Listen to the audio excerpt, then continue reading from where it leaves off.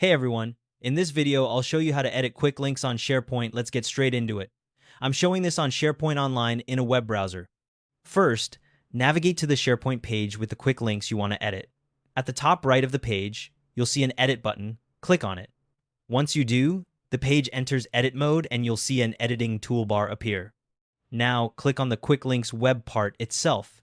You'll know it's selected when you see editing icons appear above the web part. Next, hover your mouse over the specific link you want to edit within that web part.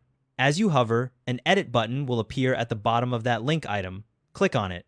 This opens a toolbox on the right side of your screen. This is where you'll make all your changes to that link.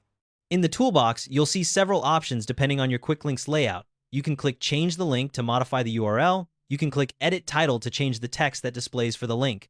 There's a toggle for Open Link in a new tab if you want that. Under Thumbnail, you can choose Auto-Selected Custom Image or Library Image. You can add alternative text for accessibility. If you're using the list or button layout, you'll also see a description field.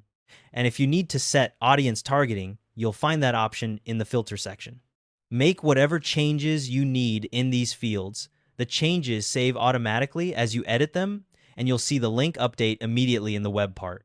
Once you've finished editing that link, scroll back up to the top right of the page and click Publish or Republish. This takes the page out of edit mode and makes your changes visible to everyone. After publishing, click on the edited link to verify it works correctly. If you need to edit multiple links, just repeat the hover and click process for each one before you hit Publish. You can also reorder your links by dragging and dropping them using the Move icon, or use Control plus the left or right arrow keys. Just note that you can't reorder in the film strip layout. To delete a link entirely, click the trash can icon for that item. And that's all there is to it. Thanks for watching.